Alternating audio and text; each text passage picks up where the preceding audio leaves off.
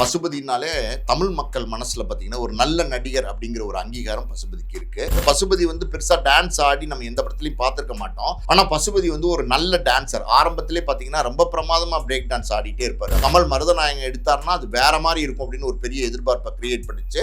அந்த படத்துல வந்து கமலஹாசன் வந்து பசுபதிக்கு ஒரு முக்கியமான வில்லன் கதாபாத்திரம் கொடுக்குறாரு. அந்த கதாபாத்திரம் வந்து ஒரு நல்ல அழுத்தமான கதாபாத்திரம். முதல்ல வந்து கமலஹாசன் நடிச்சு காட்டுங்கன்னு கூட சொல்லாம பசுபதிக்கு அந்த வாய்ப்பை கொடுத்தாரு. காரணம் என்னன்னா, பசுபதி வந்து நிறைய படங்கள் அப்படி தொடர்ந்து நடிச்சுட்டு தான் இருந்தார். சின்ன சின்ன வேடங்கள் கிடைச்சிட்டு இருந்துச்சு. ஆனா பெரிய ஒரு அங்கீகாரம்னு சொல்லுவாங்கல்ல, ஒரு பிரேக், அந்த பிரேக் வந்து பசுபதிக்கு சினிமால இல்லாமே இருந்துகிட்டு இருந்துச்சு. அந்த காலகட்டத்தில் தான் பார்த்தீங்கன்னா பசுபதிக்கு கமலஹாசன் வந்து மறுபடியும் ஒரு அழைப்பு வருது. திருப்பாச்சியில பட்டாசு பாலு கேரக்டர் இருக்கு பார்த்தீங்களா, அது பின்னாடி வந்துச்சு. அந்த பட்டாசு பாலு கேரக்டர்ல அவர் பேசுற அந்த ஸ்டைல், அந்த உடல் மொழி, அந்த முகத்துல ஒரு மொழி, அது வந்து ஒரு காமெடி கலந்த வில்லன் மாதிரி பேசுவார். ஏய் பட்டாசு பாலுடா, அதாவது நான் பேச மாட்டேன், பட்டாசு தான்டா பேசும் அப்படின்னு அந்த டயலாக் இன்னைக்கும் ஃபேமஸ். நீங்க பசுபதி படத்திலே ரொம்ப எப்படி நம்ம வந்து விரும்மாண்டிய சொல்றோமோ அதே மாதிரி சார்பட்டா பரம்பரை, அந்த ரங்கன் வாத்தியார் கதாபாத்திரம் இருக்கு பார்த்தீங்களா. அகத்திரை நேயர்களுக்கு அன்பு வணக்கம். இன்று நம்முடன் இணைந்திருப்பவர் தயாரிப்பாளர் பாலாஜி பிரபு சார் அவர்கள். சார் வணக்கம். சார் வணக்கம். சில பேரை சினிமாவில் அழிக்கவே முடியாது அப்படின்னு சொல்லக்கூடிய ஒரு நபர்களில் நடிகர் பசுபதி அவர்கள் தான். நடிகர் பசுபதி சாரை பற்றி பேச போகிறோம். அவரை பற்றி பேசுறதுக்கு நிறைய இருக்குது. அவரை பற்றி சொல்லுங்கள் சார். பசுபதி அப்படின்னாலே நல்ல சிறந்த நடிகர், எல்லாருக்கும் தெரியும். பசுபதி நடித்த கேரக்டரில் பர்டிகுலராக பார்த்தீங்கன்னா அந்த விருமாண்டியில் நடிச்சிருப்பார் பார்த்தீங்களா, கொத்தாலத்தேவன் அந்த கேரக்டரு. அப்புறம் பார்த்தீங்கன்னா நம்ம சார்பட்டா பரம்பரையில் ரங்கன் வாத்தியார் கேரக்டரு, வெயில் படம், அந்த வெயில் படத்தில் முருகேசன் ஒரு கேரக்டர் பண்ணியிருப்பார் பாருங்க, அந்த கேரக்டர் இதெல்லாமே வந்து பசுபதியினுடைய சிறந்த கதாபாத்திரங்கள். பசுபதினாலே தமிழ் மக்கள் மனசில் பார்த்தீங்கன்னா ஒரு நல்ல நடிகர் அப்படிங்கிற ஒரு அங்கீகாரம் பசுபதிக்கு இருக்குது. பசுபதியை பொறுத்த வரைக்கும் பார்த்தீங்கன்னா சின்ன வயசில் சைல்டுஹுட்டில் பிறந்து வளர்ந்தது எல்லாமே பார்த்தீங்கன்னா நம்ம வடசென்னை பக்கம்தான் பிறந்து வளர்ந்தார். அங்கே வந்து அந்த காலத்தில் வந்து பசுபதியுடைய இளமையான காலகட்டம், அதாவது 70கள் எல்லாம் பார்த்தீங்கன்னா பிரேக் டான்ஸ் வந்து ரொம்ப பாப்புலராக இருக்கும். பிரேக் டான்ஸ் வந்து ரொம்ப பாப்புலராக இருந்தது. எல்லா பக்கமும் பார்த்தீங்கன்னா பிரேக் டான்ஸ் வந்து அன்னைக்கு ட்ரெண்ட் வந்து பிரேக் டான்ஸ் தான். பசுபதி வந்து பார்த்தீங்கன்னா அந்த பிரேக் டான்ஸை பார்த்து அந்த பிரேக் டான்ஸ் ஆடுறதுல அவருக்கு இன்ட்ரெஸ்ட் பயங்கரமாக வந்து ரோட்லேயே வந்து பிரேக் டான்ஸ் ஆடுறது, ஃப்ரெண்ட்ஸோட நின்றுக்கிட்டே பேசிட்டு விளாண்டு இருக்கும்போது பிரேக் டான்ஸ் ஆடுறது, அவருடைய மூமெண்ட்ஸ் எல்லாம் பார்த்தீங்கன்னா ரொம்ப ஸ்டைலிஷாக இருக்கும். அதாவது பசுபதி வந்து பெருசாக டான்ஸ் ஆடி நம்ம எந்த படத்துலையும் பார்த்துருக்க மாட்டோம். ஆனால் பசுபதி வந்து ஒரு நல்ல டான்சர். ஆரம்பத்திலே பார்த்தீங்கன்னா ரொம்ப பிரமாதமாக பிரேக் டான்ஸ் ஆடிட்டே இருப்பார் அந்த வடசென்னை பகுதியில். பசுபதிக்கு வந்து பார்த்தீங்கன்னா ஒரு என்கரேஜிங்காக இருந்திருக்கு. அப்படியே வந்து தொடர்ந்து டான்ஸ் வந்து கற்றுக்கணுன்ற ஒரு ஆசை வந்து பசுபதிக்கு இருந்திருக்கு. ஸோ அப்படி இருக்கும்போது பார்த்தீங்கன்னா ஒரு அந்த ஏரியாக்கார் ஒருத்தர் வந்து பசுபதியை பார்த்துட்டே இருந்திருக்காரு. ரொம்ப நாளாக பார்த்து ஃபாலோ பண்ணிகிட்டே இருந்திருக்காரு. இவருடைய டான்ஸ் மூமெண்ட்லாம் பார்த்தீங்கன்னா ரொம்ப வித்தியாசமாக இருந்திருக்கு, ரொம்ப ஸ்டைலிஷாக இருந்திருக்கு. உடல்லாம் பார்த்தீங்கன்னா அவ்வளோ வளைஞ்சு கொடுத்துருக்கு டான்ஸுக்கு. அதை பார்த்துட்டு கூப்பிட்டு கேட்டிருக்காரு, டே உனக்கு என்ன டான்ஸ் கற்றுக்கணும்னு ஆசையா அப்படின்னு கேட்டிருக்காரு. ஆமாம் சார், எனக்கு டான்ஸராக வரணும்னு ஆசை அப்படின்னு சொல்லி இவர் சொல்லியிருக்காரு. அப்போ அவர் என்ன பண்ணியிருக்காருன்னா கூத்துப்பற்ற, அதாவது வந்து முத்துசாமி கூத்துப்பற்றேன்னா எல்லாருக்குமே தெரியும். அவர் மிகப்பெரிய ஒரு கலைஞர். அவர் வந்து அவருடைய நடிப்பு சொல்லி கொடுக்குற விதம்லாம் இருக்குது பார்த்தீங்களா, ரொம்ப எக்ஸ்ட்ராடினரியாக இருக்கும். அப்படி ஒரு நடிக்கணும்னு ஆர்வம் இருந்தால் போதும், அவர்கிட்ட நீங்கள் போய் அந்த டான்ஸ் கிளாஸில் சேர்ந்துட்டிங்கன்னா உங்களை முழுசாக வந்து மோல்டு பண்ணிடுவார். ஒரு களிமண்ணாக இருந்தால் கூட பார்த்தீங்கன்னா அதை வந்து ஒரு உருவம் கொடுத்து மோல்டு பண்ணி ஒரு ஆளாக்கி விட்டுருவார். பல பேர் தமிழ் சினிமாவில் இருக்கிற பல பேர் வந்து பார்த்தீங்கன்னா முத்துசாமி வாத்தியார்கிட்ட வந்து போய் பயிற்சி எடுத்துருக்கிறாங்க. முத்துசாமி கூத்துப்பற்றேன்னா ரொம்ப பாப்புலர். அவர் சமீபத்தில் தான் ஒரு 4-5 வருஷத்துக்கு முன்னாடி காலமாயிட்டார். அவர் காலமானதுக்கு கூட பார்த்தீங்கன்னா பசுபதி, விமல் எல்லாம் டான்ஸ் ஆடி இருப்பாங்க. அங்கே பசுபதி டான்ஸ் ஆடினதை நம்ம பார்த்துருப்போம். ஸோ பசுபதியாக இப்படி ஆடுறாரு அப்படின்னு நமக்கு யோசனை இருந்திருக்கும். அதெல்லாமே வந்து சின்ன வயசுலேருந்தே அவருக்கு இருந்த ஆர்வம் தான். ஸோ அப்படி அந்த நபர் வந்து முத்துசாமி கூத்துப்பற்றையில் வந்து பசுபதியை போய் சேர்த்து விட்றாரு. பசுபதி அங்கே வந்து அந்த கூத்துப்பற்றைக்கு நீங்கள் போனீங்கன்னு வச்சுக்கோங்களேன், உங்களுக்கு அந்த ஆர்வம் இருக்குது பார்த்தீங்களா, அது இருந்தால் மட்டும் போதும். முழுசாக வந்து வேற ஒரு வடிவம் வந்துடும் உங்களுக்கு. அங்கே வரவங்க, அங்கே பழகிற நண்பர்கள், அங்கே விதவிதமான ஆட்கள் வருவாங்க நடிப்பு கற்றுக்கணுன்னு. ஸோ அவங்களுடைய பல விதமான பரிமாணங்களை நீங்கள் பார்க்குற மாதிரி இருக்கும், அவங்களோட பழகிற மாதிரி இருக்கும், பேசுகிற மாதிரி இருக்கும். நல்ல ஒரு எப்படி சொல்கிறது, யதார்த்தமான ஒரு சினிமாவை, யதார்த்தமான ஒரு கலையை நீங்கள் அங்கே வந்து கற்றுக்க முடியும். அப்படி பசுபதி வந்து அங்கே போய் கூத்துப்பட்டறையில் சேர்ந்து படிக்கும்போது தான் நாசர் வந்து பசுபதிக்கு 1 வருஷம் சீனியராக வந்து அந்த கூத்துப்பட்டறையில் வந்து பயிற்சி எடுத்துக்கிட்டு இருக்காரு. அப்போ நாசர் பசுபதி 2 பேருக்கும் பார்த்தீங்கன்னா ஒரு சின்ன ஒரு நட்பு, ஒரு ஃப்ரெண்ட்ஷிப் வந்து வருது. ஒரு இடத்துல போகிறோம், 2 பேரும் ஒன்றா ஒரே நேரத்தில் போகிறது வரதுன்னும் போது ஒரு டீ குடிக்க போகலாம், ஒரு படம் காப்பி சாப்பிடலாம் போகலாம் அப்படின்னு அப்பப்போ போகும்போது பார்த்தீங்கன்னா நாசர் வந்து கேட்டிருக்காரு, உனக்கு என்ன டான்ஸ் மேலே ரொம்ப ஆர்வம் இருக்கிற மாதிரி தெரியுது அப்படின்னு கேட்டிருக்காரு. அவர் சொல்லியிருக்காரு, ஆமாம் சார், எனக்கு டான்ஸராக வரணும்னு தான் ரொம்ப ஆர்வம். இங்கே வந்தால் பார்த்தீங்கன்னா நடிப்புங்கிறது வேற ஒரு உலகமாக இருக்குது, என்னென்னமோ சொல்லி கொடுக்குறாங்க, இதெல்லாம் நான் நினச்சி கூட பார்த்ததில்ல, ஆனால் வேற மாதிரி இருக்கே அப்படின்னு சொல்லும்போது அவர் வந்து சொல்லியிருக்காரு, இன்னும் எனக்கு நடிக்கிறதை விட வந்து டைரக்ட் பண்ணுறதுல ரொம்ப ஆசை சார், எனக்கு டைரக்ட் பண்ணணும், சிவாஜி கணேசன் சாரை வச்சு ஒரே ஒரு படமாவது டைரக்ட் பண்ணணும், அதுதான் என்னுடைய லட்சியம் அப்படின்னு வந்து நாசர்கிட்ட சொல்லியிருக்காரு. நாசர் அப்போ பசுபதிகிட்ட சொல்லியிருக்காரு, டைரக்ட் பண்ணணும்னு ஆசைப்பட்டால் டைரக்ட் பண்ணலாம், எனக்கு கூட டைரக்ஷன் ஆசை இருக்குது. பிற்காலத்தில் நாசர் கூட அவதாரம்ன்ற படம்லாம் டைரக்ட் பண்ணார், எனக்கு கூட ஆசை இருக்குது. ஆனால் முதல்ல வந்து நடிக்க நீ வந்துரு, ஏன்னா உன்னுடைய முகம், உன்னுடைய முகபாவனை சொல்லிக் கொடுக்கும்போது நான் பார்க்குறேன், உடல் மொழியெல்லாம் பார்க்கும்போது ரொம்ப டிஃப்ரெண்ட்டாக இருக்குது, ரொம்ப வேற ஒரு சாய்ஸில் இருக்குது உன்னுடைய நடிப்பு. உன்னோட நடிப்புங்கிறது வந்து தமிழ் திரை உலகத்தில் நீ நடிக்க வந்தேன்னா வேற மாதிரியான ஒரு நடிகராக நீ வருவ, நிச்சயமாக ஒரு நல்ல நடிகராக உன்னால் வந்து ஜெயிக்க முடியும், நடிக்கவா அப்படின்னு சொல்லியிருக்காரு. அப்போ இவருக்கு சின்ன யோசனை இருந்திருக்கு, பசுபதிக்கு நடிக்க வரதா அப்படின்ற மாதிரி யோசனை இருந்திருக்கு. ஏன்னா அவர் டைரக்ட் பண்ணணும்னு ஆசைப்பட்டிருக்காரு. இல்லை நீ நடிக்கவா, நான் பார்த்துக்கிறேன் அப்படின்னு சொல்லிட்டு நேரம் என்ன பண்ணியிருக்காரு, நாசர் வந்து கமலஹாசன் கூப்பிட்டு போயிருக்காரு. கமலஹாசன் நாசர் 2 பேருக்கும் நல்ல ஃப்ரெண்ட்ஷிப் இருந்தது, எல்லாருக்குமே தெரியும். கமலஹாசன் வந்து பார்த்தீங்கன்னா பார்த்துட்டு பசுபதியை வந்து பார்த்துட்டு சொல்கிறாரு, இவர் என்னுடைய ஃப்ரெண்டு, நாசர் சொல்கிறார், இவர் என் ஃப்ரெண்டு, கூத்துப்பட்டறையில் நடிக்கிறாரு, கற்றுக்கிறாரு, இவர் ரொம்ப பிரமாதமாக வந்து நடிப்பார், ஒரு வாய்ப்பு கொடுங்களேன் அப்படின்னும் போது அந்த நேரத்தில் தான் பார்த்தீங்கன்னா கமலஹாசன் வந்து மருதநாயகம்னு ஒரு படம் அவர் தொடங்குறார். அந்த படம் வந்து பார்த்தீங்கன்னா பயங்கரமாக பூஜை போட்டு, பயங்கர இளையராஜா மியூசிக்கு, ஒரு சாங்கெல்லாம் ரெக்கார்ட் பண்ணி, ரொம்ப கிராண்டியராக ட்ரைலர்லாம் ஷூட் பண்ணி கமலஹாசனுடைய கனவு படமாக மருதநாயகத்தை வந்து அனௌன்ஸ் பண்ணார். அந்த நேரம்லாம் எனக்கு தெரியும், பயங்கரமான ஒரு பாப்புலாரிட்டி அந்த மருதநாயகத்துக்கு இருந்துச்சு. கமல் மருதநாயகம் எடுத்தார்னா அது வேற மாதிரி இருக்கும் அப்படின்னு ஒரு பெரிய எதிர்பார்ப்பை கிரியேட் பண்ணிச்சு. அந்த படத்தில் வந்து கமலஹாசன் வந்து பசுபதிக்கு ஒரு முக்கியமான வில்லன் கதாபாத்திரம் கொடுக்குறாரு. அந்த அந்த அந்த கதாபாத்திரம் வந்து ஒரு நல்ல அழுத்தமான கதாபாத்திரம். முதல்ல வந்து கமலஹாசன் நடிச்சு காட்டுங்கன்னு கூட சொல்லாமல் பசுபதிக்கு அந்த வாய்ப்பை கொடுத்தாரு. காரணம் என்னன்னா, கமல் பசுபதியை பார்த்தோன்னே தெரிஞ்சுக்கிட்டார், இவரால் ஏதோ ஒன்று பண்ண முடியும் அப்படின்னு. அதே நேரத்தில் நாசர் சிபாரிசு பண்ணுறாருன்னும் போது நிச்சயமாக நல்ல ஆள் இல்லைன்னா நாசர் சிபாரிசு பண்ண மாட்டாருங்கிற நம்பிக்கையில் அந்த வாய்ப்பை கொடுத்தாரு. பசுபதிக்குமே எப்படின்னா, இந்த வாய்ப்பு மட்டும் நமக்கு அமைஞ்சு கரெக்டாக நடித்து முடித்தா வேற ஒரு உயரத்துக்கு வந்துருவோன்னு ஒரு பெரிய ஆர்வத்தோடு எதிர்பார்த்தார் பசுபதி அந்த படத்துக்கு.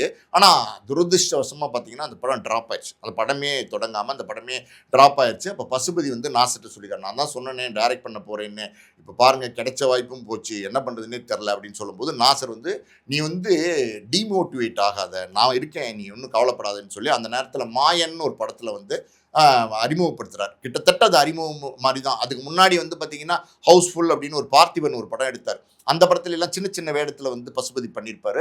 மாயன் படத்தில் ஒரு குறிப்பிடுற மாதிரி ஒரு கதாபாத்திரத்தை கொடுத்து பசுபதியை வந்து நடிக்க வச்சார் நாசர். அதுக்கப்புறம் பசுபதிக்கு வாய்ப்புகள் கிடைத்தது. மணிரத்னம் படத்திலே நடித்தார், கன்னத்தில் முத்தமிட்டால்னு ஒரு படம், அந்த படத்துலையும் பசுபதிக்கு ஒரு கேரக்டர் கொடுத்துருந்தாரு. அந்த கேரக்டருமே பசுபதி நல்லா நடிச்சிருப்பாரு. அதுக்கப்புறம் பார்த்தீங்கன்னா அந்த நேரத்தில் வந்து தூள்னு ஒரு படம் வந்துச்சு, விக்ரம் படம். விக்ரம் அப்போ தான் சினிமாவில் வந்து ரொம்ப பாப்புலர் ஆகிற, தூள், தில்லு அந்த படம்லாம் பயங்கர ஹிட்டு. அந்த நேரத்தில் பசுபதிக்கு வந்து அந்த படத்தில் ஒரு வாய்ப்பு கிடைச்சிது. அது கமர்ஷியல் படம். அதுல அவருக்கு பசுபதி அப்படிங்கிறது தெரிய ஆரம்பிச்சிச்சு, முக்கியமான வில்லனா வலம் வருவார். ஆமா ஆமா ஆமா. அதே மாதிரி அருள்னு ஒரு படத்துல வந்து பாத்தீங்கன்னா பசுபதிக்கு வாய்ப்பு கொடுத்தாரு. ஜனநாதன் வந்து நல்ல டைரக்டர், அவர் முதல் படம் டைரக்ட் பண்ணாரு, இயற்கைன்னு ஒரு படம். அந்த படத்துல பாத்தீங்கன்னா ஒரு சர்ச் ஃபாதர் வேடம், அதை வந்து பசுபதிக்கு கொடுத்துருப்பாரு. அந்த படத்தை பார்த்தா தெரியும், ஒரு சர்ச் ஃபாதர் எப்படி இருப்பாங்களோ அவ்வளோ பிரமாதமா பண்ணியிருப்பாரு. அந்த வேடம், அந்த சிலுவை போட்டிருக்குது, அந்த அங்கியில வரதெல்லாம் பாத்தீங்கன்னா அவ்வளோ சாந்தமா, அவ்வளோ அமைதியா, அவ்வளோ அற்புதமா வந்து பசுபதி பண்ணியிருப்பாரு. பசுபதி வந்து நிறைய படங்கள் அப்படி தொடர்ந்து நடிச்சுட்டு தான் இருந்தார், சின்ன சின்ன வேடங்கள் கிடைச்சிட்டு இருந்துச்சு. ஆனால் பெரிய ஒரு அங்கீகாரம்னு சொல்லுவாங்கல்ல, ஒரு பிரேக், அந்த பிரேக் வந்து பசுபதிக்கு சினிமாவில் இல்லாமே இருந்துகிட்டு இருந்துச்சு. அந்த காலகட்டத்தில் தான் பார்த்தீங்கன்னா பசுபதிக்கு கமலஹாசன்ட்டு வந்து மறுபடியும் ஒரு அழைப்பு வருது. கமலஹாசன் மறுபடியும் கூப்பிட்டோன்னே பசுபதி நேராக போகிறாரு, கமலை பார்க்குறாரு. விருமாண்டி படத்தினுடைய கதையை வந்து கமலஹாசன் முழுசாக சொல்கிறாரு. சொல்லிட்டு எப்படி இருக்குது கதை அப்படின்னு கேட்குறாரு பசுபதிகிட்ட. பசுபதி வந்து சார் சூப்பராக இருக்குது சார் அப்படின்னு சொல்கிறாரு. இதில் உங்களுக்கு எந்த கேரக்டர் வேணும் அப்படின்னு கேட்குறாரு கமலஹாசன். அப்ப பசுபதி சொல்றாரு, "சார் எந்த கேரக்டர் குடுத்தாலும் சரி சார். உங்க படத்துல எதா இருந்தாலும் ஓகே சார்" அப்படிங்கிறாரு. அப்ப கமலஹாசன் சொல்றாரு, "அந்த கொத்தாலத்தேவன் கேரக்டர் எப்படி இருக்கு?" அப்படின்னு கேட்கிறாரு. யாரு? பசுபதி கிட்ட. "சார் அது பெரிய character sir. Super character sir. அந்த படத்தையே வந்து தூக்கி நிறுத்துற ஒரு கேரக்டர். முக்கியமான வில்லன் கேரக்டர். எக்ஸ்ட்ரார்டினரியா இருக்கு சார் அந்த கேரக்டர்" அப்படின்னு சொல்றாரு. "அந்த கேரக்டர் நீங்க பண்றீங்க." ஒரு பயங்கர ஷாக். ஒரு நிமிஷம் பாருங்க. யோசனையிலே உட்கார்ந்துருந்தாராம். "சார் என்ன சார் சொல்றீங்க?" அப்படின்னு கேட்டிருக்காரு. "ஆமா அந்த கேரக்டர் நீங்க தான் பண்றீங்க." "சார் அது ரொம்ப பெரிய கேரக்டர் சார். அதெல்லாம் என்னால ஷோல்டர் பண்ணி நடிக்க முடியுமா? அத தாங்கி நடிக்க முடியுமா அந்த கதாபாத்திரம்னு எனக்கு டவுட்டா இருக்கு சார். எனக்கே சந்தேகம் இருக்கு" அப்படின்னு சொல்லியிருக்காரு பசுபதி. அப்ப கமலஹாசன் சொல்லியிருக்காரு, "பசுபதி அந்த கேரக்டர் நீங்க தான் நடிக்கிறீங்க. அந்த கேரக்டருக்கு நீங்க தயாராகுங்க" அப்படின்னு சொல்லி அனுப்பிச்சு விடுறாரு. விருமாண்டி படம். விருமாண்டி படம் தான் பசுபதியினுடைய கேரியர்ல மிக மிக முக்கியமான ஒரு படமா அமைஞ்சிச்சு. விருமாண்டி படத்துல இந்த கொத்தாலத்தேவன் கேரக்டர் நீங்க பார்த்திருப்பீங்க. யாராலையும் மறக்க முடியாது. இன்னைக்கும் மறக்க முடியாது. விருமாண்டியில வந்து பார்த்தீங்கன்னா, நெப்போலியன்லாம் நடிச்சிருப்பாரு. ஆனா, எல்லாரையும் தூக்கி சாப்பிட்டுருப்பாரு. இன்னும் சொல்லப்போனா, கமலுக்கே டஃப் குடுத்திருப்பாரு. அந்த அளவுக்கு வந்து பசுபதி வந்து அந்த படத்துல நடிச்சிருப்பாரு. அந்த கொத்தாலத்தேவன்னா, அப்படி ஒரு நெத்தியில ஃபுல்லா பட்டை போட்டிருப்பாரு. திருநீர் பட்டை. அது பார்க்கறதுக்கே பார்த்தீங்கன்னா, ஒரு மாரி அதாவது ஒரு ரக்கடான ஒரு லுக்கு. அந்த பார்வையிலே ஒரு திமிரு, அந்த பேச்சுல ஒரு திமிரு, எல்லாத்தையும் வந்து அப்படியே அந்த கேரக்டர்ல கொண்டு வந்திருப்பாரு. அந்த கேரக்டராவே இருப்பாரு. கொஞ்சம் கூட பாருங்களேன், அந்த கேரக்டர்ல செயற்கைத்தனமாவே இருக்காது. நிஜமாவே இப்படி ஒரு ஆள் இருக்கான் அப்படிங்கிற மாதிரி தான் அந்த கேரக்டர் இருக்கும். குறிப்பா பார்த்தீங்கன்னா, அந்த சிறைச்சாலை சீக்வென்சஸ்ல அந்த ஜெயில் ட்ரெஸ்ல ஒரு ஆயுதத்தை எடுத்துட்டு குத்துறதுக்கு பாஞ்சு வருவாரு. அப்பல்லாம் பயங்கரமான எஃபர்ட் போட்டுப்பாரு. நாக்கு அப்படியே துருத்துவார் பாருங்க. அப்படியே ரியலா இருக்கும். அப்படியே பார்க்கறதுக்கு தத்ரூபமா இருக்கும். இன்னொரு காட்சியில பார்த்தீங்கன்னா, முட்டை பெரிய பெரிய முட்டைய வந்து அப்படியே வாய்க்குள்ள போட்டு மென்னு மென்னு மென்னு மென்னு திம்பார் கோவத்துல. அதெல்லாம் அந்த அந்த படம் நீங்க பார்த்தீங்கன்னா, பசுபதியோட தி பெஸ்ட்ன்னு சொல்லலாம். தி பெஸ்ட் அந்த மாரி ஒரு பெர்ஃபார்மன்ஸு. அத வந்து விருமாண்டியில குடுத்திருப்பாரு. இந்த கொத்தாலத்தேவன்ற கேரக்டர் அதுக்கப்புறம் பார்த்தீங்கன்னா, பசுபதிக்கு தமிழ் சினிமாவுல ஒரு பெரிய இடம் கிடைச்சிருச்சு. அது ஒரு அது எப்படி சொல்றது? ஒரு ஸ்டார்ன்னு சொல்லுவாங்கல்ல. ஒரு ஒரு ஒரு கேப்பபிளான ஒரு நடிகர், ஒரு தகுதியான நடிகர் அப்படிங்கிற மாரி ஒரு இடம் கிடைச்சிருச்சு. ஆனாலும் என்னன்னா, தமிழ் சினிமாவோட சாபக்கேடு கிடையாது. அது வேற வழியே இல்ல. தொடர்ந்து பார்த்தீங்கன்னா, இந்த மாரி வில்லனா நடிச்சார்ல. ஆனா அந்த கேரக்டர் வந்து பிரமாதம். ஆனா அடுத்தடுத்து என்னன்னா, கமர்ஷியல் படத்துல வில்லனா கூப்பிட ஆரம்பிச்சுட்டாங்க. சுல்லான் மாரி நெறைய படங்கள்ல நடிச்சாரு. நீங்க வந்து பார்த்தீங்கன்னா, வெடி உண்டு முருகேசன் அது இதுன்னு நெறைய படங்கள் நடிச்சாரு. பட்டாசு பாலு. பட்டாசு பாலுன்றது அருமையான கேரக்டர். நான் சொல்றது வந்து ஆமா. ஒரு மாரி கமர்ஷியல். பட்டாசு பாலு வந்து ஒரு நல்ல கேரக்டர். பசுபதிக்கு வந்து அப்படியே நின்னு பேசும் பட்டாசு பாலு. நீங்க வந்து இந்த திருப்பாச்சியில பட்டாசு பாலு கேரக்டர் இருக்கு பார்த்தீங்களா? அது பின்னாடி வந்துச்சு. அந்த பட்டாசு பாலு கேரக்டர்ல அவர் பேசுற அந்த ஸ்டைல், அந்த உடல் மொழி, அந்த முகத்துல ஒரு மொழி, அது வந்து ஒரு காமெடி கலந்த வில்லன் மாரி பேசுவாரு. "ஏய் பட்டாசு பாலுடா. அதாவது நான் பேச மாட்டேன். பட்டாசு தான்டா பேசும்" அப்படின்னுவாரு. அந்த டயலாக் இன்னைக்கும் ஃபேமஸ். அந்த மாரி அது பிரமாதமான படம். நெறைய கமர்ஷியல் படங்கள் வந்துட்டே இருந்துச்சு. இவர் எப்படின்னா, ஒரு கேரக்டர் அது வந்து நல்ல கேரக்டரா இருக்கணும். சின்ன கேரக்டரா இருந்தா கூட நல்ல கேரக்டரா இருக்கணும் அப்படின்னு நினைப்பாரு. அப்படிதான் நீங்க பார்த்தீங்கன்னா, அசூரன் படத்துல பார்த்தீங்கன்னா, தனுஷோட மச்சானா நடிச்சிருப்பாரு. அது பெரிய கேரக்டரே கிடையாது. பசுபதி மாரி ஒரு ஆர்டிஸ்ட் அந்த கேரக்டர் பண்ணவே மாட்டாங்க. ஆனா அந்த கேரக்டர் வந்து பசுபதி வந்து பண்ணார். காரணம் என்ன அப்படின்னா, அதுக்கு 2 காரணம் இருக்கு. ஒரு காரணம் வந்து பார்த்தீங்கன்னா, எந்த கேரக்டரா இருந்தாலும் நல்ல கேரக்டரா இருந்தாலும் தமா துண்டு கேரக்டரா இருந்தாலும் நடிக்கலாம் அப்படிங்கிற ஒரு நம்பிக்கை அவருக்கு. இன்னொரு பக்கம் பார்த்தீங்கன்னா, வெற்றிமாறன் வந்து பொல்லாதவன் முதல் படம் எடுத்தார்ல, அதுல இந்த கிஷோர் கேரக்டர் வில்லன் அதுல கிஷோர். அந்த கேரக்டருக்கு வந்து பசுபதியை தான் நடிக்கணும்னு பிளான் பண்ணி வெற்றிமாறன் போய் கேட்டிருக்காரு. அந்த கதை சொல்லியிருக்காரு. ஆனா பசுபதிக்கு ஒரு சின்ன டவுட் இருந்திருக்கு. ஒரு புதுமுக இயக்குனரா இருக்காரு. இவர் சொல்ற மாரி படத்த எடுப்பாரா? அப்படின்னு ஒரு சின்ன சந்தேகத்துல அந்த படத்த அன்னைக்கு வேணான்ட்டாரு. அது வேணான்னது வந்து பின்னாடி வந்து அந்த படத்த பார்த்துட்டு இவரே பசுபதியே வந்து வெற்றிமாறன் ஃபோன் பண்ணி, "சார் ஒரு சூப்பர் கதை சொல்லியிருக்கீங்க. இவ்ளோ டேலண்டடா பண்ணியிருக்கீங்க. அந்த கேரக்டர் நான் மிஸ் பண்ணிட்டேனே. இருந்தாலும் கிஷோர் என்னோட நண்பர் தான். ஆனா அவரும் அடிச்சு தூக்கி பிரமாதமா பண்ணியிருக்காரு சார். அடுத்து ஏதாவது வாய்ப்பு இருந்தா, எந்த வாய்ப்பு இருந்தாலும் கூப்பிடுங்க நான் வரேன்னு" சொல்லியிருக்காரு. அத ஞாபகம் வச்சு தான் வெற்றிமாறன் வந்து பார்த்தீங்கன்னா, அசூரன்ல கூப்பிட்டுருக்காரு. இவர் போய் பண்ணிட்டு வந்தார். ஸோ இப்படி கமர்ஷியல் கேரக்டர்ஸ் நெறைய வந்து பசுபதிக்கு வரும்போது ஒரு சின்ன சோர்வு. பசுபதிக்கே இயல்பா நல்ல படங்கள் நடிக்கணும்னு ஆசை. ஆனா வரதெல்லாமே கமர்ஷியல் படங்களா இருந்துச்சு. ஒரு பெரிய ஒரு கார்ப்பரேட் வில்லனா நடிக்கிறதுங்கிறதெல்லாம் வந்து அவருக்கு பிடிக்கல. ஒரு அருவாள தூக்கிட்டு சுத்துறதெல்லாம் பிடிக்கல. அப்ப அந்த நேரத்துல மறுபடியும் கமலஹாசன் போய் பார்த்திருக்காரு. சார் கமல் கேட்டுக்காரு, "என்ன பசுபதி என்ன?" அப்படின்னு கேட்டுக்காரு. "சார் எல்லாமே வில்லன் கதாபாத்திரங்கள் வருது விருமாண்டிக்கு அப்புறம். ஆனா பார்த்தீங்கன்னா, கமர்ஷியலா வருது சார். அடி தடி, வெட்டு குட்டு, பஞ்ச் டயலாக்கு அப்படி இப்படின்னு வருது சார். என்ன சார் போர் அடிக்குது சார்" அப்படின்னு சொல்லியிருக்காரு. அப்ப கமல் சொல்லியிருக்காரு, "வெயிட் பண்ணுங்க" அப்படின்னு சொல்லியிருக்காரு. வெயிட் பண்ணுங்க, பொறுமையா இருங்க அப்படின்னு சொல்லிட்டு அனுப்பிச்சு விட்டுருக்காரு. சரி கமல் சொல்லிட்டாரு ஓகே அப்படின்னு சொல்லிட்டு வீட்டுக்கு வந்து பேசாம இருக்காரு. இந்த மாதிரி படங்கள் 1, 2 நடிச்சிட்டு இருக்காரு. ஒரு மாசம் கழிச்சு பார்த்தீங்கன்னா, கமல் ஆஃபீஸ் ராஜ்கமல்லேருந்து ஒரு அழைப்பு வருது. கமல் சார் கூப்பிட்டு விடுறாரு. பசுபதி போய் பார்க்குறாரு. பார்த்தோன்னே கமல் சொல்றாரு, "ரொம்ப சலிப்பா கேரக்டர்ஸ் வருதுன்னு சொன்னீங்கல்ல, மும்பை எக்ஸ்பிரஸ்ன்னு ஒரு படம். அந்த படத்துல வந்து பார்த்தீங்கன்னா, ஒரு வித்தியாசமான கேரக்டர் குடுத்துருக்கேன் போய் நடிங்க" அப்படிங்கிறாரு. அந்த கேரக்டர் நீங்க மும்பை எக்ஸ்பிரஸ் படம் பார்த்தீங்கன்னா, அதுல ஒரு ஒரு மாரி காமெடியா பிரமாதமா பண்ணியிருப்பாரு. விடுமாண்டில எப்படி டஃப்பா பண்ணியிருந்தாரோ, அந்த பசுபதி வந்து அவ்வளவு வந்து நெளிவு சுளிவோட காமெடியா அந்த படம் வந்து பண்ணியிருப்பாரு. அந்த மும்பை எக்ஸ்பிரஸ் படம் வந்து ஒரு நல்ல கேரக்டரு. ஆனா அந்த படம் பெருசா போகாதனால அது பெருசா தெரியாம போயிருச்சு அந்த கேரக்டரு. ஆனாலும் பசுபதிக்கு அடுத்தடுத்து நல்ல நல்ல படங்கள் வந்தது. நீங்க பசுபதி படத்திலே ரொம்ப ரொம்ப எப்படி நம்ம வந்து விருமாண்டிய சொல்றோமோ, அதே மாரி சார்பட்டா பரம்பரை. அந்த ரங்கன் வாத்தியார் கதாபாத்திரம் இருக்கு பார்த்தீங்களா? அப்பா! யாராலுமே பண்ண முடியாதுங்க. அவ்வளவு வந்து ஒரு ஒரு மாரி ஒரு பெரிய பாக்ஸரு. ஒரு காலத்தில இளமை காலத்தில பெரிய பாப்புலரா இருந்த ஒரு பாக்ஸரு. எல்லா பாக்ஸிங்லயும் ஜெயிச்ச ஒருத்தரா இருந்தவரு. அவர் வந்து பிற்காலத்தில ரிட்டயர் ஆயி அந்த கிரவுண்டுக்குள்ள, ஃபீல்டுக்குள்ள வர முடியாதுங்கிற ஒரு சூழல்ல பார்த்தீங்கன்னா, ஒரு மாரி இருப்பாரு. அந்த நேரத்தில ஆர்யாக்கு ட்ரெய்னிங் குடுப்பாரு. ஆர்யாவ ட்ரெய்னிங் குடுத்து ஆர்யாவ ஜெயிக்க வைப்பாரு. அதெல்லாம் நீங்க அந்த போர்ஷன்லாம் பார்த்தீங்கன்னா, உண்மையாலுமே ஒரு பாக்ஸர் உடல் மொழி எப்படி இருக்குமோ, ஒரு பாக்ஸருடைய பேச்சு, அவருடைய உடம்பு, பிசிக், அவர் போடுற ட்ரெஸ் எல்லாம் எப்படி இருக்குமோ, அதே மாரி இருக்கும். அது ஈஸியா பண்ணாரு. ஏன் அப்டின்னா, அவர் ஆரம்ப காலத்தில வட சென்னையிலலாம் பார்த்தீங்கன்னா, அந்த 70கள்லாம் பாக்ஸிங் எல்லாம் ரொம்ப பாப்புலரா இருந்துச்சு ஒரு காலத்தில. கமலஹாசனே வந்து குத்துச்சண்டைக்குலாம் போவாரு. எம்ஜிஆரை கூப்பிட்டு கமலஹாசனுக்கு வந்து வார்ன் பண்ணியிருக்காரு. "போதும் குத்துச்சண்டைக்கு போனது போதும். நீ நடிகன் ஆயிட்ட. இனிமே குத்துச்சண்டைக்குலாம் போகாத. முகம் தான் ரொம்ப முக்கியம்" அப்படின்னு வந்து வார்ன் பண்ணியிருக்காரு. இந்த மாரிலாம் இருந்திருக்கு அந்த காலத்தில பாப்புலரா. இப்ப தான் அதெல்லாம் இல்லாம போச்சு. அதுல வந்து இவர் சின்ன வயசுல இருந்து பாக்ஸிங்லாம் நெறைய பண்ணியிருக்காரு. ஸோ அந்த ரியல் லைஃப் அனுபவம்னு ஒண்ணு இருக்கு பார்த்தீங்களா? ஆல்ரெடி பாக்ஸரா இருந்ததுனால, அது ஈஸியா வந்து அவர் பண்ணாரு. அந்த கேரக்டர் ஒரு மாரி இரிட்டேட்டிங்கா இருக்கணும். எப்ப பாரு ஒரு மாரி சிடு சிடுன்னு இருக்கணும், கோவமா இருக்கணும். அந்த மாரி அத அப்படியே வந்து தத்ரூவமா பண்ணியிருப்பாரு. கடைசியில வந்து ஆர்யா ஜெயிப்பாரா, மாட்டாரா அப்படின்னு அந்த பாக்ஸிங் நடக்கும்போது, ஃபைனல் பாக்ஸிங் நடக்கும்போது ஒரு டென்ஷன் ஒண்ணு இருக்கும் பாருங்க. ஊக்கப்படுத்தி கத்துவார் பார்த்தீங்களா? சூப்பரா பண்ணியிருப்பாரு. அந்த ரங்கன் வாத்தியார் கதாபாத்திரம்லாம் பார்த்தீங்கன்னா, பசுபதியினுடைய கேரியர்ல தி பெஸ்ட் கதாபாத்திரங்கள்ல ஒண்ணா அமைஞ்சது.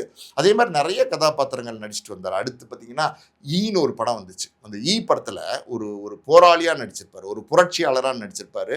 நெல்லை மணின்னு நெனைக்கிறேன் அந்த கதாபாத்திரத்தோட பேரு. அதுவும் வந்து ஜனநாயகனோட படம். அந்த படத்துல கடைசியில ஒரு டயலாக் பேசுவாரு. கிளைமாக்ஸ்ல பயோவார் எதிர்த்து ஒரு டயலாக் பேசுவாரு. அந்த டயலாக்லாம் நீங்க பார்த்தீங்கன்னா, தியேட்டர்ல அன்னைக்கு கிளாப்ஸ் பண்ணாங்க. அந்த அளவுக்கு. ஏன்னா, ஒரு ஆக்டர் அந்த மாரி பயோவார் டயலாக்லாம் பேசும்போது, அத ஆடியன்ஸ் கனெக்ட் ஆனா தான் கிளாப் பண்ணுவான். நீங்க கமர்ஷியல் படத்துல ஈஸியா ஆடி ஆடி பாடி வந்து கிளாப் வாங்கிட்டு வந்துடலாம். ஆனா இது மாரி கிளாப் வாங்குறது கஷ்டம். அந்த மாரி வந்து இதுல வந்து கிளாப் வாங்குனாரு. ஸோ அவருடைய கேரியர்ல நல்ல நல்ல நல்ல நல்ல படங்கள் தொடர்ந்து நடிச்சிருக்காரு. அரவான்னு ஒரு படம். அதுல பார்த்தீங்கன்னா, ஒரு திருடனா வந்து பசுபதி நடிச்சிருப்பாரு. எந்த கேரக்டர் குடுத்தாலும், அந்த கேரக்டரா மாறி நடிக்கக்கூடிய ஒரு ஸ்டஃப்பான ஒரு ஒரு கேப்பபிளான ஒரு நடிகர். ஆனா, அந்த நடிகருக்கு வந்து பார்த்தீங்கன்னா, சரியா தீனி இல்ல. ஏன்னா, நம்ம எடுக்கிறது எல்லாமே கமர்ஷியல் படங்கள. ஒரு வருஷம் வந்து 100 படம் வருதுன்னா, 85, 90 படம் கமர்ஷியல் படம்ன்னும்போது, அந்த 15 படத்துக்குள்ள தான் பசுபதிக்கு வந்து வாய்ப்பு கிடைக்க வேண்டியிருக்கு. அப்படி கிடைக்கிற வாய்ப்புல ஸ்கோர் பண்ணவர் தான் பசுபதி. பசுபதியுடைய இன்னொரு படம், ஆகச்சிறந்த பெஸ்ட் படம் அப்படின்னா, ஆரம்பத்தில நடிச்சாரு. வெயில் படம். வெயில் படத்தில முருகேசன்ற கதாபாத்திரத்தில உருகுதே மருகுதேன்னு அவர் வந்து அந்த எப்படி சொல்றது ரொமான்ஸ் பண்றதாகட்டும், ஒரு முருகேசன்ற கதாபாத்திரம் எதுவுமே வாழ்க்கையில சாதிக்க முடியாத ஒரு கதாபாத்திரம் அப்படின்னும்போது, அந்த கதாபாத்திரமாவே மாறி ஆடியன்ஸ் பார்க்கும்போது உண்மையாலுமே பாவம்ப்பா அப்படின்னு நெனைக்கிற அளவுக்கு இருக்கும். குறிப்பா பார்த்தீங்கன்னா, அந்த கிளைமாக்ஸ் காட்சியில அம்மாட்ட போய் சொல்லுவாரு. "அம்மா நான் உன் பையன்ம்மா" அப்படின்னுவாரு. பரத்துட்டு சொல்லுவாரு. "ஏய் நான் உன் அண்ணன்டா" அப்படின்னுவாரு. அதெல்லாம் எல்லாருமே அழுதுருவாங்க. அந்த மாரி வந்து அந்த கதாபாத்திரம் ஒரு பெரிய கதாபாத்திரம். ஸோ பசுபதி அப்படின்னா, அவருடைய லைனப்ஸ் எல்லாமே ரொம்ப ரொம்ப நல்ல லைனப்ஸு. இப்போ பாருங்களேன் பசுபதியை பத்தி சொல்லும்போது ஒரு பட்டாசு பாலு, ஒரு விருமாண்டியுடைய அந்த கொத்தாலத்தேவனு, அப்புறம் பார்த்தீங்கன்னா ரங்கன் வாத்தியார் கதாபாத்திரம், இந்த வெயில் கதாபாத்திரம் இப்படி ஒரு 4, 5 தான் நல்லா எடுத்து பேச முடியுதே தவிர, மற்றதெல்லாம் கமர்ஷியல் வரிசையில வந்துடுது பசுபதியோட படங்கள். ஸோ அது குசேலன் படத்தில் நடிச்சாரு, ரஜினியோட நடிச்சாரு. ஸோ கமல், ரஜினி, பல பிரபலங்களோட சேர்ந்து நடித்த ஒரு நடிகர், நல்ல நடிகர், திறமையான நடிகர். இப்போ சமீபத்தில் வந்த படம் பார்த்தீங்களா நீங்கள், உங்களுக்கு அந்த பைசன் படத்தில் அது வந்து பார்த்தீங்கன்னா அவர் வந்து ஒரு கபடி பிளேயராக இருப்பார், துருவிக்ரம். அவரை கபடி பிளேயருடைய அப்பாவாக வந்து பார்த்தீங்கன்னா பசுபதி நடிச்சிருப்பார். அந்த கிராமத்துக்குள்ளே ஏகப்பட்ட பிரச்சனை, ஜாதி கலவரம், அது இதுன்னு இருக்கும். அதுக்குள்ள பையனுக்கு ஏதாவது ஆபத்து வந்துருமோன்னு ஒரு அப்பாவா எல்லா இடத்துலையும் பதட்டப்படுறதாகட்டும். குறிப்பாக அந்த கிளைமேக்ஸ் காட்சியில் வந்து பார்த்தீங்கன்னா பையனை வந்து ஊரை விட்டு வெளியில் அனுப்பணும். ஊர் வந்து பதட்ட நிலையில் இருக்கும். ஊரை விட்டு வெளியில் அனுப்பும்போது பார்த்தீங்கன்னா போலீஸ் வந்து பையனை பிடிச்சிருவாங்க. அப்போ அந்த இன்ஸ்பெக்டர் காலில் விழுந்து கதறி அழுகிறதாகட்டும். So Pasupathi character artist, best character artist. ஆனால் எனக்கு தெரிஞ்சு தமிழ் சினிமாவில் பசுபதியை சரியாக பயன்படுத்திக்கல. இன்றைக்கெல்லாம் பார்த்தீங்கன்னா பெரிய பெரிய நடிகர்கள், ஏன் சாதாரணமான நடிகர்கள்லாம் கூட பார்த்தீங்கன்னா பெரிய ஒரு லக்ஸுரியான ஒரு லைஃப் ஸ்டைல் வாழ்கிறாங்க. ஒரு பெரிய வீடு, ஒரு BMW காரு, ஆடி காரு, அந்த மாதிரி தான் அவங்களுடைய லைஃப் ஸ்டைல் இருக்குது. 5 ஸ்டார் ஹோட்டலில் சாப்பிட்றது அப்படி இப்படின்னு. ஆனால் பசுபதியை பொறுத்த வரைக்கும் சினிமாவில் எப்படி நல்ல நல்ல கேரக்டர்ஸ் கிடைக்கணும், நல்ல கேரக்டர்ஸ்க்கு நடிக்கணும்னு ஆசைப்பட்டாரோ அதேமாரி வாழ்க்கையிலையுமே வந்து ரொம்ப ஒரு யதார்த்தமான மனிதனாக வாழணும்னு ஆசைப்பட்டார் பசுபதி. அந்த யதார்த்த வாழ்க்கை இந்த சிட்டியில் இல்லை, அதாவது நகரத்தில் இல்லை அப்படின்னு சொல்லி இப்போ வந்து பசுபதி வந்து சென்னைக்கு வெளியே கொஞ்சம் அவுட்டரில் நீங்கள் பார்த்தீங்கன்னா பெரியபாளையம் இருக்கு இல்லையா, பெரியபாளையம் கிட்டத்தட்ட பார்த்தீங்கன்னா ஒரு வில்லேஜ் மாதிரி தான் இருக்கும். டோட்டலாக சென்னைக்கு அவுட்ரு ஒரு வில்லேஜ் செட்டப்பில் இருக்கும். அங்கே வந்து பார்த்தீங்கன்னா ஒரு ஃபார்ம் ஹவுஸில் ஒரு இயற்கை விவசாயம் பண்ணிக்கிட்டு, ஸோ ஒரு சாதாரணமாக யதார்த்தமான ஒரு மனுஷன் எப்படி வாழ்வானோ அந்த மாதிரி ஒரு வாழ்க்கை வாழ்ந்துட்டு இருக்காரு. அவர் அதுக்கு ஒரு ஒரு ஒரு ஒரு வாட்டி பார்த்தீங்கன்னா ஒரு நிருபர்கிட்ட பேட்டியும் கொடுத்துருக்காரு. அது என்ன அப்படின்னா, எதுக்கு சார் பெரியபாளையத்தில் போய் இருக்கீங்க அப்படின்னு கேட்டப்ப அவர் சொல்லியிருக்காரு, எங்கே சார் காக்கா குருவி சத்தம் கூட இங்கே இல்லை, ஒன்றுமே கேட்க மாட்டேங்குது, எப்போ பாரு ஹாரன் சத்தம் டங்கு டங்கு டங்குன்னு காதில் கேட்குது, இதில் எப்படி சார் நிம்மதியாக இருக்க முடியும்? நிம்மதியான வாழ்க்கை, மனித வாழ்க்கை வந்து எப்போவுமே நிம்மதியாக இருக்கணும் சார். அந்த நிம்மதியான வாழ்க்கை வந்து இந்த சிட்டியில் இருக்கிற மாதிரி எனக்கு தெரியல, ஒரு காக்கா குருவி சத்தம் கூட கேட்க மாட்டேங்குது. அதனால் நான் பெரியபாளையத்தில் போய் நான் ஒரு ரிலாக்ஸ்டான ஒரு லைஃப் என் குடும்பத்தோட ரொம்ப சந்தோஷமாக அங்கே விவசாயம் பண்ணிக்கிட்டு காக்கா குருவி சத்தத்தை கேட்டுக்கிட்டு ரொம்ப சந்தோஷமாக வாழ்ந்துட்டு சார், இயற்கை காற்று எல்லாம் சந்தோஷமான வாழ்க்கை சார், அது நான் வாழ்ந்துட்டு இருக்கேன் அப்படின்னு பதிவு பண்ணியிருக்காரு. அதுதான் பசுபதி வந்து பார்த்தீங்கன்னா இதிலேருந்து என்ன தெரியுது அப்படின்னா, பசுபதி வந்து இயல்பாகவே ரொம்ப நல்ல மனிதர். சினிமாலே பணம் சம்பாரித்து காசு சம்பாரித்து பேரும் புகழோடு இருக்கிற ஒரு காலகட்டத்தில் வாழ்க்கையை வந்து அமைதியாக இருக்கணும்னு நினச்சி அமைதியாக போய் வாழ்ந்துட்டுருக்காரு. ஸோ ஒரு பசுபதிக்கான விருதுகள் இன்னும் கிடைக்கல. மக்கள் எப்போவுமே பசுபதி அங்கீகாரம் பண்ணத்தான் செய்கிறாங்க. ஆனால் ஒரு கலைஞனுக்கு வந்து ஒரு உரிய விருதுங்கிறது அவனுக்கு ஒரு ஊக்கப்படுத்துகிற மாதிரி, அதெல்லாம் இன்னும் பசுபதி கிடைக்காம இருக்குது. நல்ல நல்ல கேரக்டர்ஸ் இன்னும் பசுபதி நினைக்கிற மாதிரி கேரக்டர்ஸ் கிடைக்கணும். இன்னும் பெரிய பேரும் புகழும் பசுபதி கிடைக்கணும். இந்த மாதிரி நடிகர்கள் வந்து பார்த்திங்கன்னா எப்பயாவது தான் கிடைப்பாங்க. அப்படி ஒரு நடிகர் பசுபதி. அவர் நிச்சயமாக ஒரு தமிழ் சினிமாவில் ஒரு பெரிய பதிவை பண்ணியிருக்கிறார். ஓகே சார், நேரம் தந்ததுக்கு நன்றி சார்.